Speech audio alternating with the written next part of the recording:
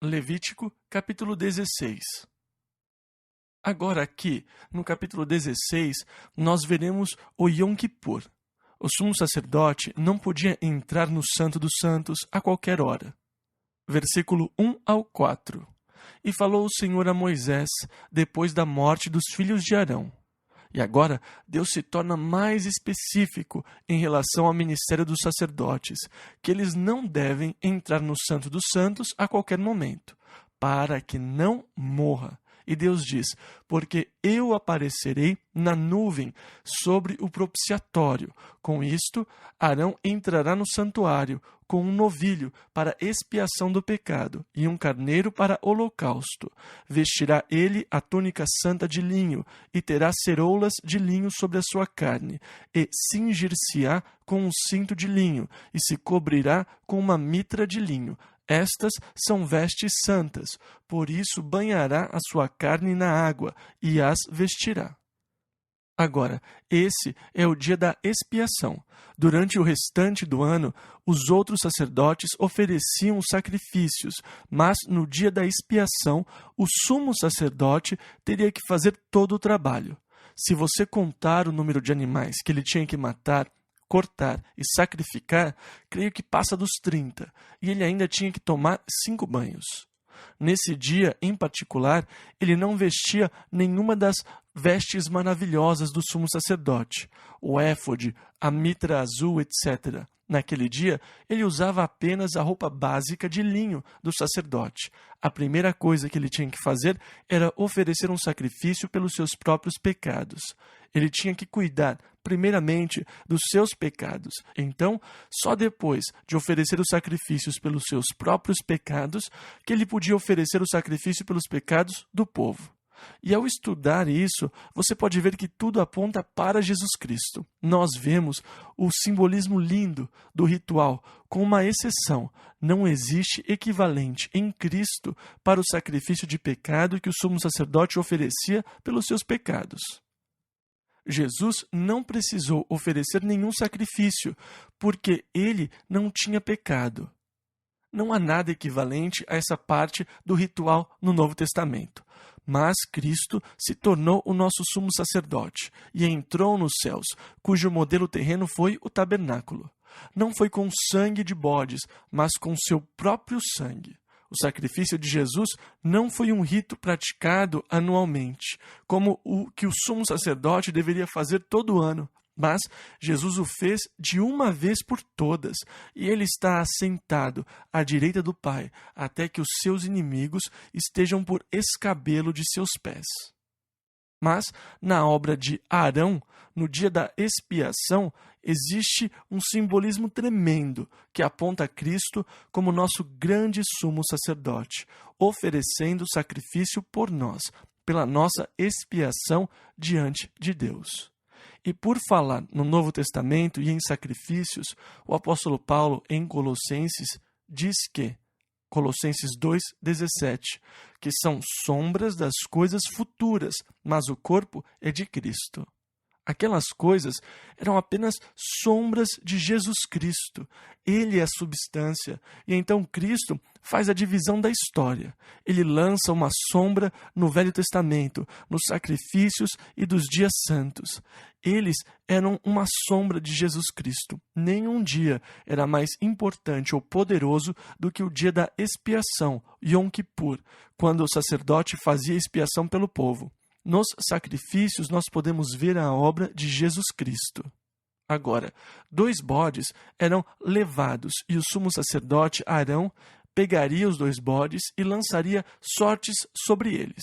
Um seria para o Senhor e o outro seria o bode expiatório.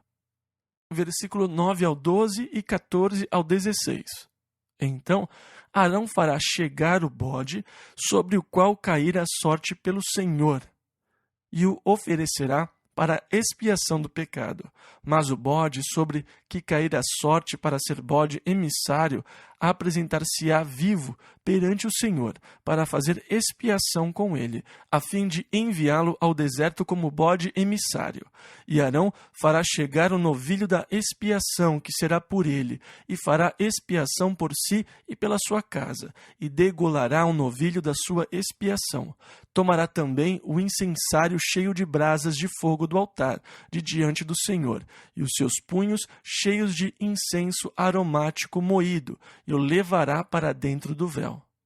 E tomará do sangue do novilho, e com o seu dedo espargirá sobre a face do propiciatório, para o lado oriental. E perante o propiciatório espargirá 7 vezes do sangue com o seu dedo. Depois degolará o bode da expiação, que será pelo povo, e trará o seu sangue para dentro do véu, e fará com o seu sangue como fez com o sangue do novilho, e o espargirá sobre o propiciatório, e perante a face do propiciatório. Assim fará expiação pelo santuário por causa das imundícias dos filhos de Israel, e das suas transgressões, e de todos os seus pecados, e assim fará para a tenda da congregação que reside com eles no meio das suas imundícias. E então, este é o Yom Kippur, o dia da expiação, quando o sumo sacerdote faz todo o trabalho sozinho, sem ajuda, assim como Jesus, sozinho, levou os nossos pecados e sofreu em nosso lugar. Agora, o sumo sacerdote só podia entrar no Santo dos Santos um dia por ano, só um dia. Ele entrava na presença de Deus, que se revelava no Santo dos Santos, no propiciatório. No dia da expiação, ele entrava no Santo dos Santos 3 vezes. Em primeiro lugar, ele entrava para oferecer o sacrifício pelos seus próprios pecados. Depois, ele entrava com o sangue do novilho, como um sacrifício pelos pecados do povo. E, em terceiro lugar, com o sangue do bode, como um sacrifício pelo povo. Ele entrava no Santo dos Santos para oferecer estes sacrifícios, para que Deus pudesse fazer a cobertura dos pecados da nação. Agora, esta é a lei de Deus para o pecado. No próximo capítulo, no capítulo 17, nós vamos ver que Deus vai lidar com a importância do sangue. Ele proíbe que o povo consuma qualquer tipo de sangue. Levítico, capítulo 17, versículo 11. Porque a vida da carne está no sangue, pelo que vô-lo tenho dado sobre o altar para fazer expiação pelas vossas almas, porquanto é o sangue que fará expiação pela alma. Isto é, a cobertura, é o sangue que fazia a cobertura. E eu gostaria de destacar e enfatizar que, para mim, isso é uma grande disparidade entre os judeus hoje. Embora eles ainda observem o Yom Kippur como o dia mais sagrado do ano. Eu já perguntei a vários judeus como eles esperam obter o perdão dos seus pecados. Os judeus têm uma resposta pronta para isso. Eles dizem que a base para o perdão dos seus pecados é que o Yom Kippur hoje é um dia de reflexão, no qual você reflete e pensa sobre o ano que passou. Você pensa em todas as coisas ruins que você fez e você pensa em todas as coisas boas que você fez. A esperança e o propósito disso é que o bem tenha um peso maior do que o mal. Agora, se você conhece algum judeu mau caráter e que esteja lhe dando trabalho, procure encontrá-lo um dia antes do Yom Kippur, porque normalmente nessa época do ano eles estão fazendo de tudo para compensar o que possam ter feito de errado durante o ano, para que então, no dia seguinte, quando eles forem refletir, eles acabem com saldo positivo. Mas isso é tudo falácia, porque Deus estabeleceu qual seria a base para poderem se relacionar com Ele. A base que Deus estabeleceu para nos relacionarmos com Ele é por meio de sacrifícios de sangue. A expiação era feita pelo derramamento de sangue. Em Hebreus 9:22, Deus também declarou que, sem derramamento de sangue, não há remissão de pecados. Pecado é aquilo que tem separado o homem de Deus. Sob a lei, debaixo da lei, não há uma única palavra sobre equilibrar as suas obras boas e as más. Deus fez uma aliança com o povo, para que por meio dela eles pudessem se relacionar com ele. Mas a aliança que os levaria a ter um relacionamento com Deus, na verdade, era uma aliança que envolvia o derramamento do sangue de um animal, porque era pelo sangue que a expiação era feita. Agora, uma coisa que a lei mostra não é como Deus é acessível, mas como Deus é inacessível ao homem comum. Sob a lei, não há nenhum caminho fácil para se aproximar de Deus. Somente um homem poderia se aproximar de Deus, apenas o sumo sacerdote, e apenas uma vez por ano. E apenas depois de muitos sacrifícios e muitas lavagens.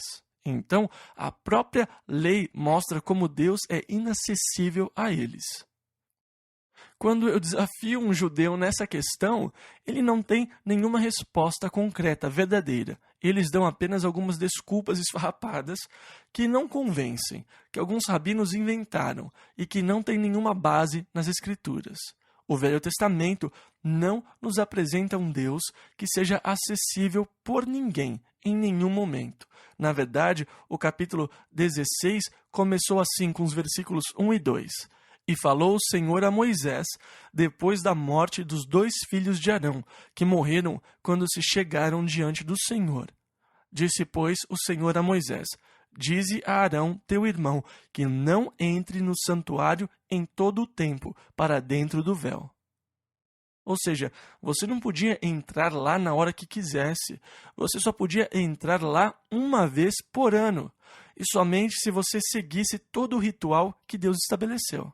Agora, se Deus era tão inacessível naquela época, o que faz o judeu pensar que Deus seja acessível hoje? Se só por meio de sacrifícios de sangue o homem podia se aproximar de Deus, como eles acham que eles podem se aproximar dele hoje? Por meio das suas boas obras? Sobre elas, a palavra de Deus, na própria lei, declara, lá em Isaías 64, versículo 6, que aos olhos de Deus, todas as nossas justiças são como trapo de imundícia. No Velho Testamento, qualquer tentativa para se aproximar de Deus que não fosse pelo método determinado por ele era considerada uma abominação. Por isso, eles não estão sendo fiéis às suas próprias escrituras. Eles abandonaram o caminho de Deus e estabeleceram sua própria justiça pelas obras, desconsiderando a lei de Deus. Assim como Paulo disse, lá em Romanos 9, versículo 31. Mas Israel, que buscava a lei da justiça, não chegou à lei da justiça. Isso porque, tendo deixado a lei de Deus, eles agora procuram se tornar justos diante de Deus pelas obras. E em Romanos, Paulo mostra a falácia de se usar esse caminho para se aproximar de Deus. Agora, nós temos um caminho para Deus, algo que Israel não tem mais. Eles não oferecem mais sacrifícios pelo pecado. Eles não têm nenhum templo. Eles não têm nenhum sumo sacerdote. Mas nós temos um caminho para Deus. Hoje, por Jesus Cristo, nosso grande sumo sacerdote, que subiu aos céus por nós, não no tabernáculo terreno, feito com mãos, mas na presença do próprio Deus. O templo era apenas um modelo terreno dos céus. Jesus entrou no tabernáculo. A sua entrada foi o seu sacrifício por nós. Jesus abriu a porta e disse, está tudo bem, crianças, podem entrar todos vocês. Todos os filhos que pela fé creem e confiam em Jesus Cristo, agora têm livre acesso a Deus, pelo sangue de Jesus Cristo e pelo sangue da nova aliança que Deus estabeleceu com o homem. Versículo 16. Cheguemos, pois, com confiança ao trono da graça, para que possamos alcançar misericórdia e achar graça, a fim de sermos ajudados em tempo oportuno. Que coisa maravilhosa que nós temos por meio de Jesus Cristo. Nós vamos a Deus com um sacrifício de sangue, pois é o sangue que propicia a expiação.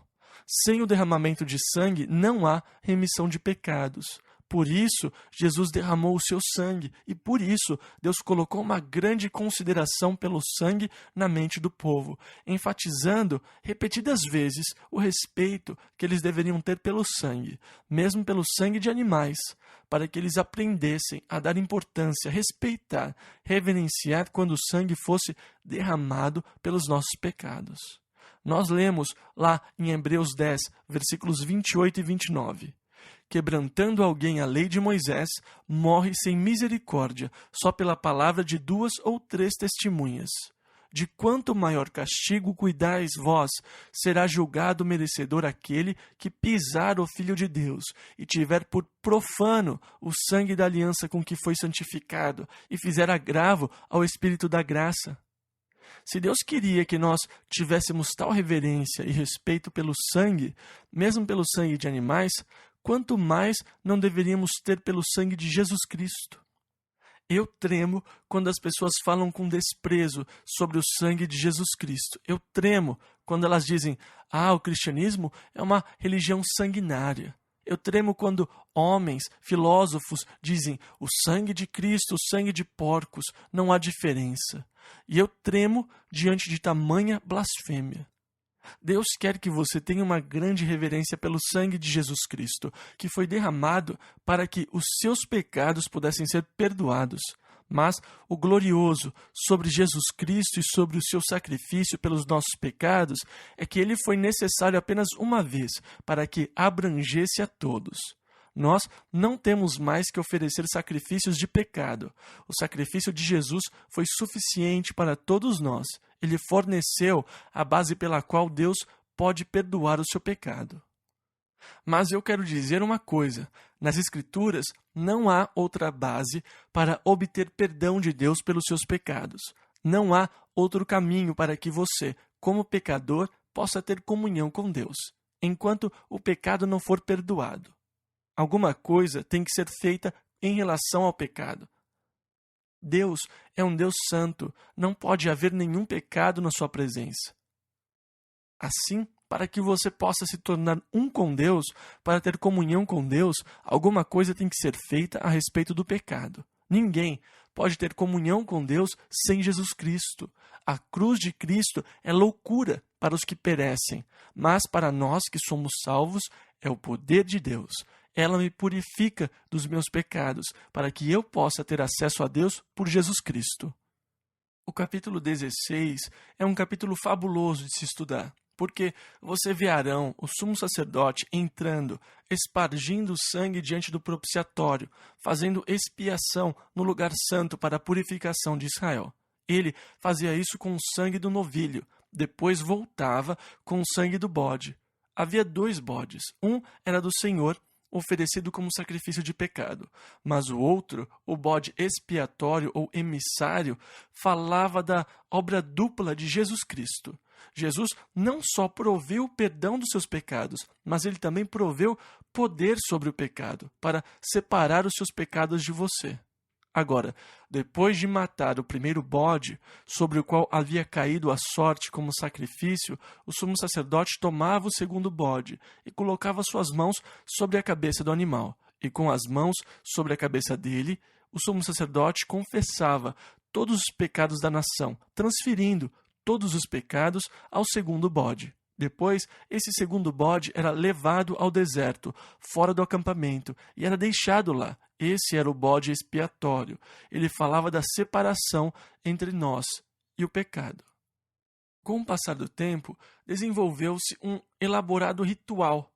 Quando o templo estava finalmente estabelecido em Jerusalém, havia uma área para onde o bode expiatório era conduzido. Alguns homens se colocavam em pontos estratégicos por todo o caminho até o deserto da Judeia. O sacerdote sairia e o povo ficaria esperando na área do monte do templo.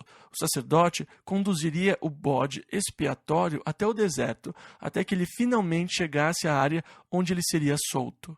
Depois que o bode corresse e desaparecesse, o sacerdote daria um sinal para a pessoa que estivesse na montanha, que daria um sinal para o que estivesse mais próximo, que daria um sinal para o outro e assim por diante.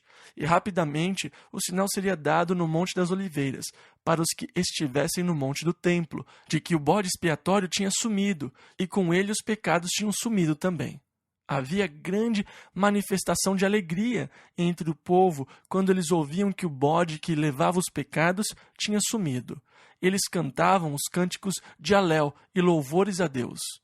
E eu penso na grande alegria quando nós nos damos conta de que os nossos pecados se foram, que eles nunca mais serão lembrados. Cristo os levou. Ele nos deu vitória e poder sobre os pecados.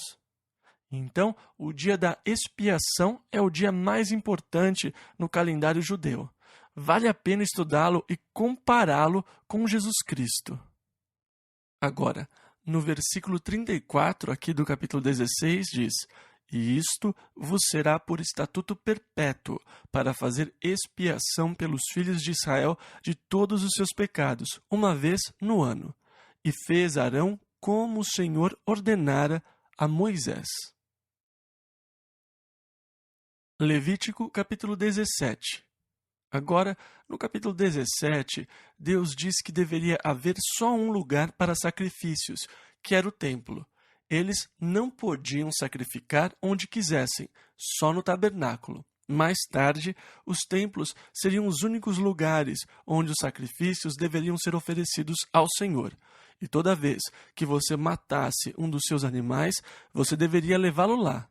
Você não podia abater o seu animal em qualquer lugar. Você deveria levá-lo ao templo e oferecê-lo ao Senhor, como uma oferta pacífica ou de comunhão com Deus.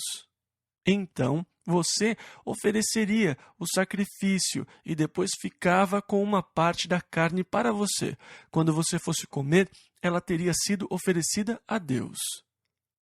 Ele tinha uma parte dela, a gordura e tudo mais, que era queimada como oferta de cheiro suave ao Senhor, e você ficava com a carne. A ideia era que, quando você comesse, você estivesse em comunhão com Deus. Estou comendo com Deus, estou tendo comunhão com Deus. Essa era a oferta pacífica. E então, toda vez que você fosse comer carne, toda vez que você fosse fazer um churrasco, primeiramente, você deveria levá-la ao sacerdote, para que o animal fosse morto lá. Você não podia abater seus animais em qualquer lugar, mas isso constantemente o lembraria da necessidade que nós temos de ter comunhão com Deus. Então, eu ofereço um sacrifício a Deus e me dou conta de que estou comendo com Ele. Estou participando da mesa com Deus. Eu sou parte de Deus e entendo o relacionamento que tenho com o Senhor. Depois, a última parte do capítulo 17 fala sobre a santidade do sangue. Versículo 10 ao 14. E qualquer homem da casa de Israel ou dos estrangeiros que peregrinam entre eles, que comer algum sangue, contra aquela alma porei a minha face, e a extirparei do seu povo, porque a vida da carne está no sangue, pelo que vô-lo tenho dado sobre o altar, para fazer expiação pelas vossas almas, porquanto é o sangue que fará expiação pela alma. Portanto, tenho dito aos filhos de Israel: nenhum dentre vós comerá sangue, nem o estrangeiro que peregrine entre vós comerá sangue. Também qualquer homem dos filhos de Israel ou dos estrangeiros que peregrinam entre eles, que caçar animal ou ave que se come, derramará o seu sangue e o cobrirá com pó.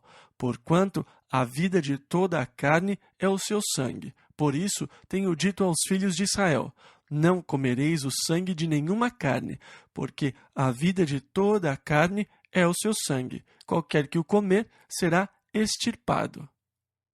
Ele fala sobre o respeito pela vida e depois da compreensão de que o sangue era o que trazia a cobertura pelos pecados. Levítico capítulo 18. Aqui nós vemos uma expressão que é usada muitas e muitas vezes. Eu sou o Senhor vosso Deus. Deus quer um povo santo.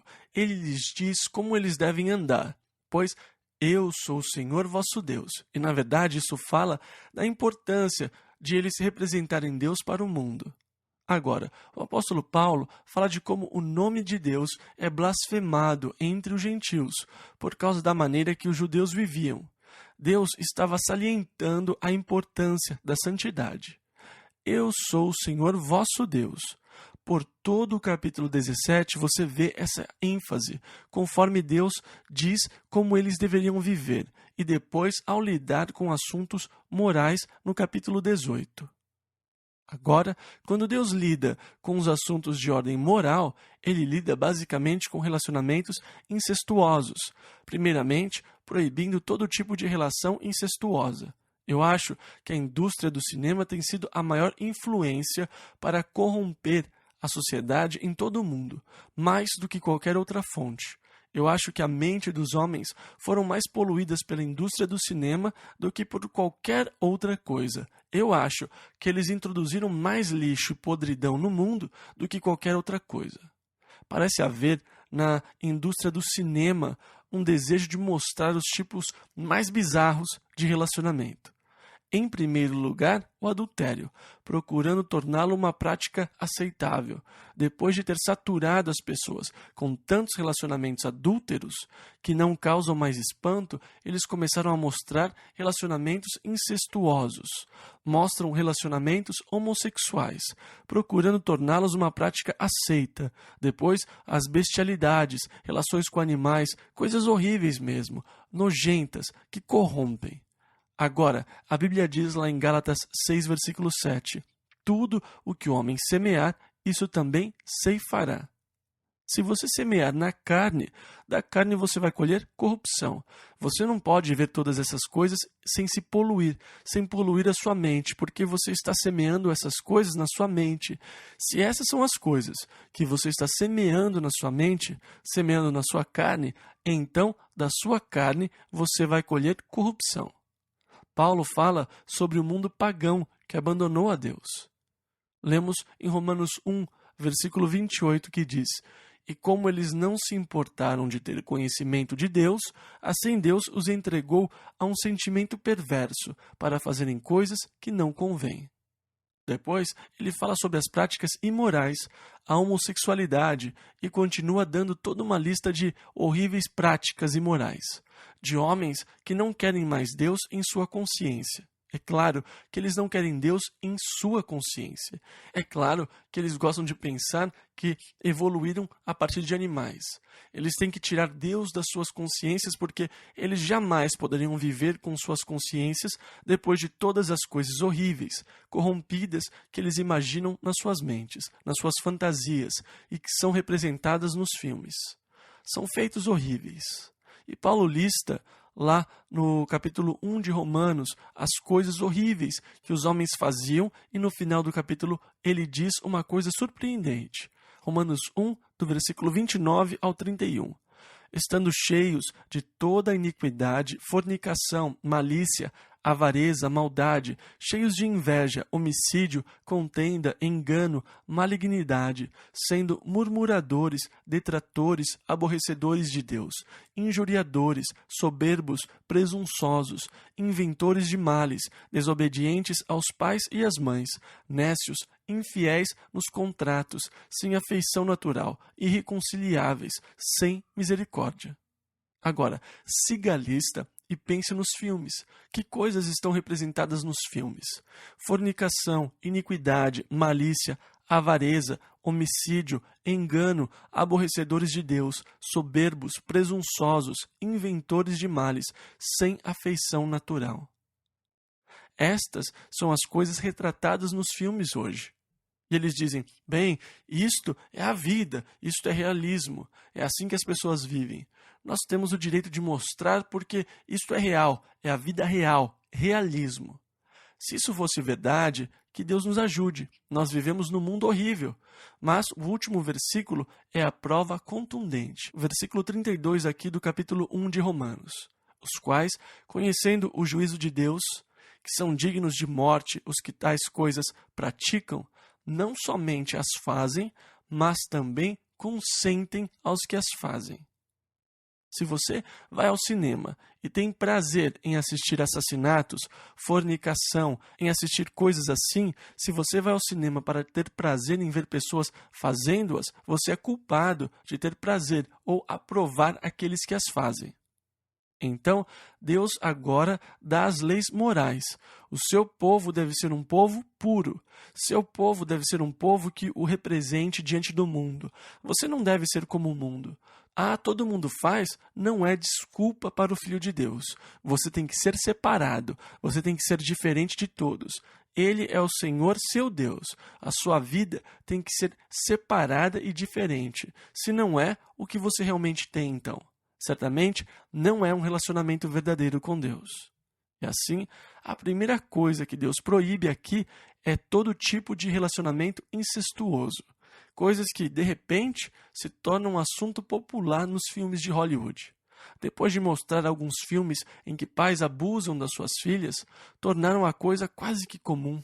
O número de jovens que são abusadas pelos pais hoje é inacreditável. É horrível, é inimaginável. Mas essa porta terrível foi aberta por Hollywood. Sim, eu sei que isso já existia, mas aumentou muito por causa de Hollywood.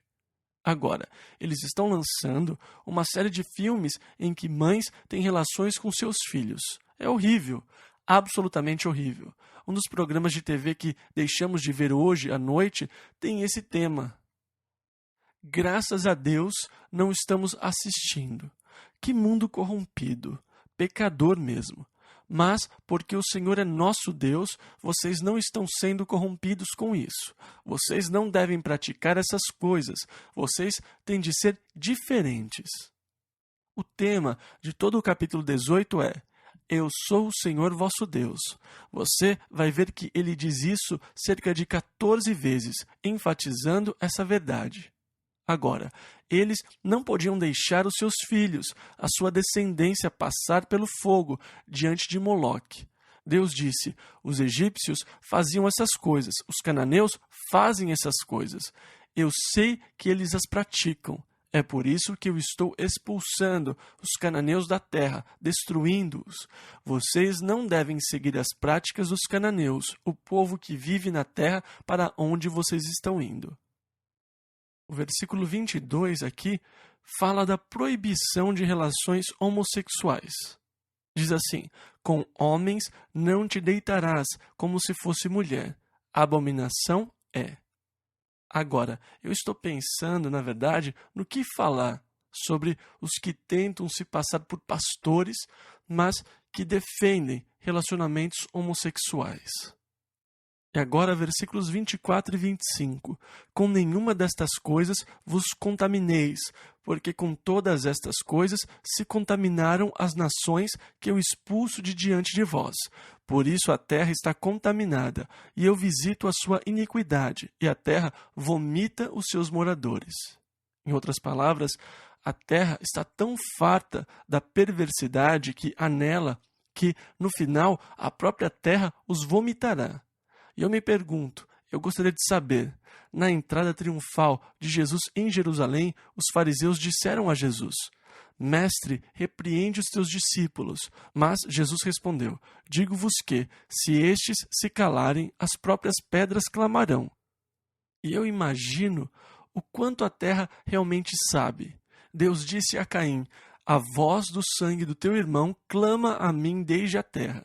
Agora, Deus diz: a terra vomita os seus moradores, o povo que nela habita, de tão doentias que eram as suas práticas. Vejam, existe um ponto de declínio moral, e que, uma vez que a nação alcança aquele ponto, ela não pode mais continuar a existir. Ela passou do ponto que seja possível voltar atrás, e a nação tem que deixar de existir. Ela vai ruir e cair. Eu vou dizer uma coisa: os Estados Unidos estão terrivelmente perto desse ponto. Agora, Deus, ao falar sobre isso, disse à nação de Israel, versículos 27 e 28, Se você obedecer e cumprir os meus mandamentos, eu os tornarei grandes, mas se você os abandonar, vocês serão amaldiçoados na cidade, nos campos, serão amaldiçoados onde estiverem. E Deus disse lá em Provérbios 14:34, a justiça exalta os povos, mas o pecado é a vergonha das nações. Esse é o clamor de Deus contra Israel, e a razão de a nação ter caído foi que ela abandonou as minhas leis, ela deixou os meus mandamentos, eles escolheram seus próprios caminhos. Eu tenho certeza de que quando Deus vê os Estados Unidos hoje, Ele diz a mesma coisa. Eles abandonaram os meus caminhos, eles deixaram as minhas leis, eles esqueceram os meus mandamentos. A terra está para vomitar os seus habitantes por causa das coisas que nós temos permitido. Nós cruzamos os braços e não fazemos nada. Então a terra se corrompe. Versículo 25. Por isso eu visito a sua iniquidade, e a terra vomita os seus moradores. E aqui, versículo 28 ao 30. Para que a terra não vos vomite, havendo-a contaminado, como vomitou a nação que nela estava antes de vós. Porém, qualquer que fizer alguma destas abominações, sim, aqueles que as fizerem serão extirpados do seu povo. Portanto, guardareis o meu mandamento, não fazendo nenhuma das práticas abomináveis que se fizeram antes de vós, e não vos contamineis com elas.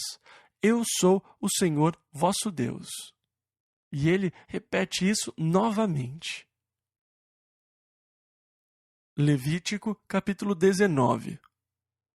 Agora, Deus continua com o mesmo estilo aqui, no capítulo 19. Versículo 2 ao 9. Fala a toda a congregação dos filhos de Israel, e dize-lhes: Santos sereis, porque eu, o Senhor vosso Deus, sou santo. Cada um temerá a sua mãe e a seu pai, e guardará os meus sábados. Eu sou o Senhor vosso Deus. Não vos virareis para os ídolos, nem vos fareis deuses de fundição. Eu sou o Senhor vosso Deus. Reparem a repetição. Eu sou o Senhor vosso Deus. Vocês não terão ídolos nem deuses de fundição, etc. Eu sou o Senhor vosso Deus. E quando oferecerdes sacrifício pacífico ao Senhor, da vossa própria vontade o oferecereis. Novamente, Deus está dizendo que o serviço e a adoração a Ele devem ser voluntários da parte do homem. No dia em que o sacrificardes, e no dia seguinte se comerá. Mas o que sobejar ao terceiro dia será queimado com fogo. E se alguma coisa dele for comida ao terceiro dia, coisa abominável é, não será aceita. E qualquer que o comer levará a sua iniquidade, porquanto profanou a santidade do Senhor. Por isso, tal alma será extirpada do seu povo. Quando também fizerdes a colheita da vossa terra, o canto do teu campo não cegarás totalmente, nem as espigas caídas colherás da tua cega.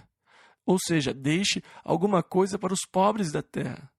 E este é um programa lindo. Eles iriam passar colhendo as uvas que estivessem maduras, deixando as que não estivessem. Só que eles não podiam fazer uma segunda colheita. Tudo o que não tivesse sido colhido seria para os pobres da terra, que poderiam entrar nos campos depois que os trabalhadores tivessem terminado.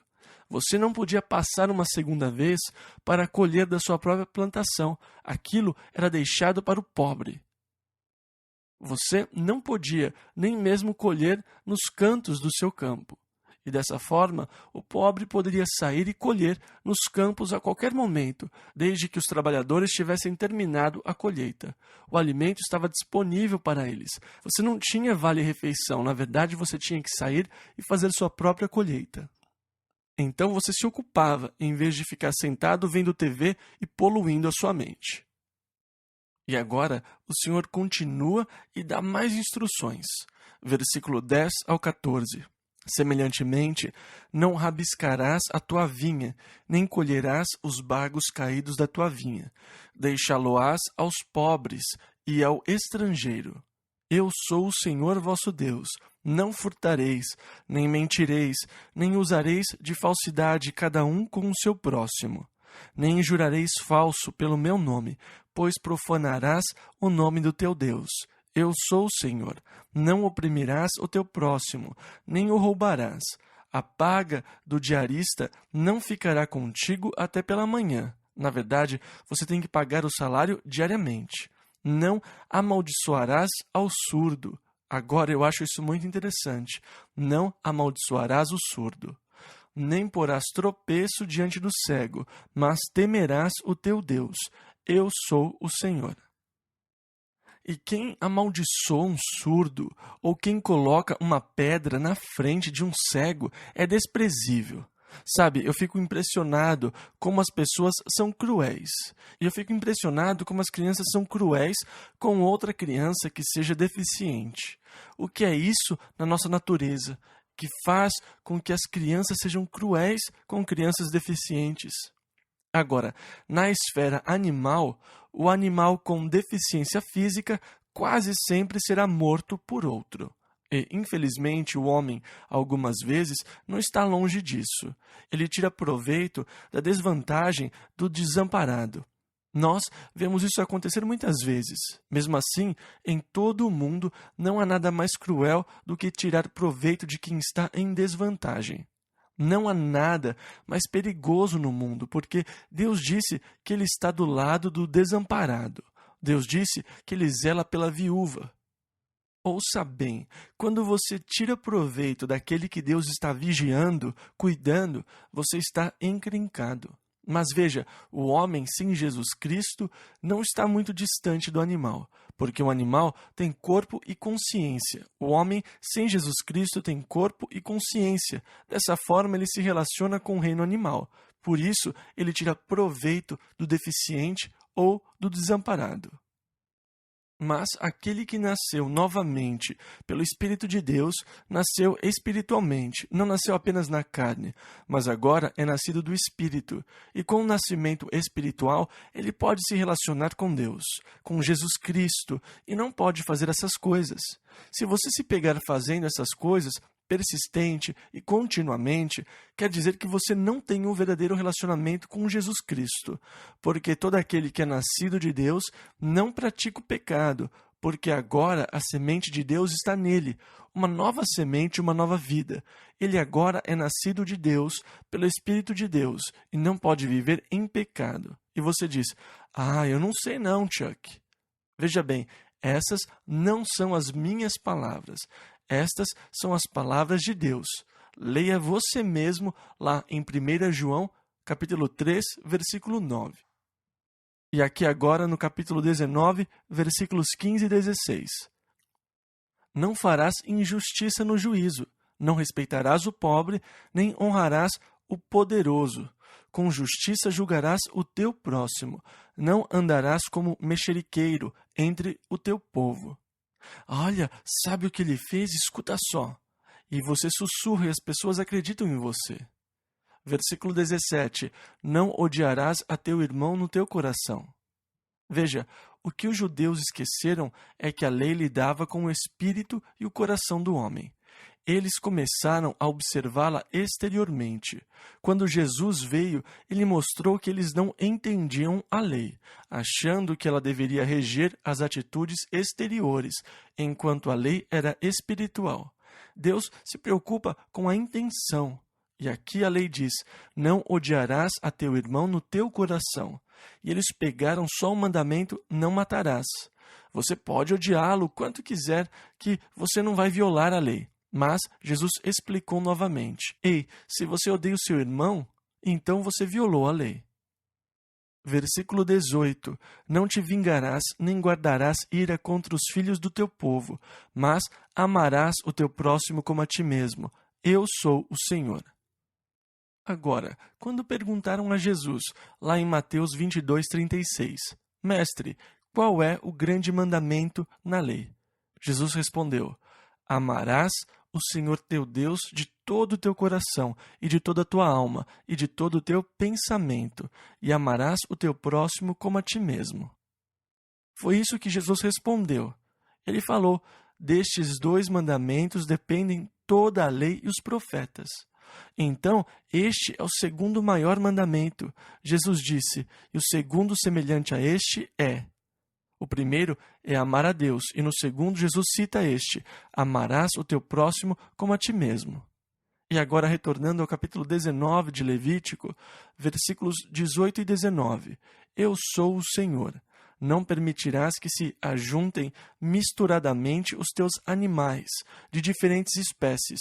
No teu campo não semearás sementes diversas, e não vestirás roupa de diversos estofos misturados.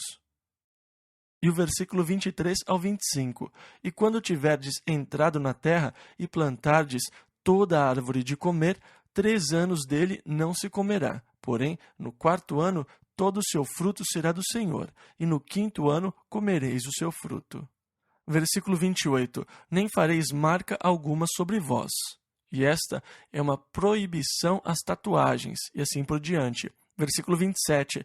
Não cortareis o cabelo, arredondando os cantos da vossa cabeça, ou cortar como calvo. Bem, os Hare Krishna são um bom exemplo disso. Versículo 26. Não comereis coisa alguma com o sangue, não agourareis nem adivinhareis. Você não deve acompanhar horóscopo. Versículo 28. Pelos mortos não dareis golpes na vossa carne. Eu sou o Senhor. Versículo 30 ao 32. Guardareis os meus sábados, e o meu santuário reverenciareis. Eu sou o Senhor. Não vos virareis para os adivinhadores e encantadores. Não os busqueis, contaminando-vos com eles. Eu sou o Senhor vosso Deus. Diante das cãs te levantarás. Em outras palavras, quando uma pessoa de idade, de cabelos brancos, chegasse, você deveria se levantar. Versículo 32 ainda. E honrarás a face do ancião, e temerás o teu Deus. Eu sou o Senhor. Aqui é ensinado respeito aos mais velhos. Versículo 34 e 36.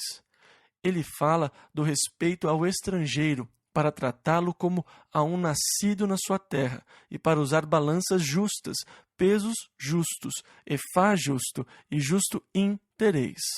Efá e in são medidas. Versículo 36, a parte B. Eu sou o Senhor vosso Deus, que vos tirei da terra do Egito. E ele falou sobre a imparcialidade e integridade nos negócios. Levítico, capítulo 20. Aqui, Deus começa a pegar um pouco mais pesado. No capítulo 20, Deus repassa algumas coisas que ele falou no capítulo 18. Só que agora ele diz que os violadores deverão ser mortos. Eu sei de muito jornalismo sensacionalista que fala contra a pena de morte. Mas, se nós praticássemos a pena de morte como a Bíblia diz, nós não teríamos nem de longe os problemas com crimes que temos hoje. Eu não sei o que deu errado no nosso sistema judicial, mas estamos muito mais interessados em proteger os direitos dos criminosos do que os das vítimas inocentes. Tem alguma coisa tremendamente errada no nosso sistema, que liberta estupradores, assassinos, sequestradores de volta às ruas, para que voltem a cometer crimes.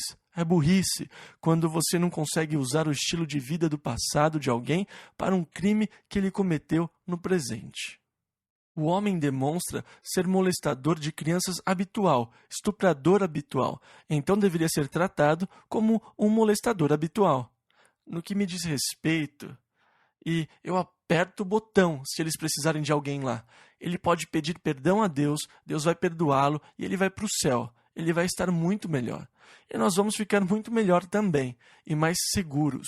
Nossos filhos estarão muito mais seguros para andar nas ruas. Eu não precisaria me preocupar tanto ao mandar as crianças até o mercado. Nós estamos vivendo num mundo louco, corrompido, cada vez mais bárbaro. Isso porque nós nos esquecemos da lei de Deus.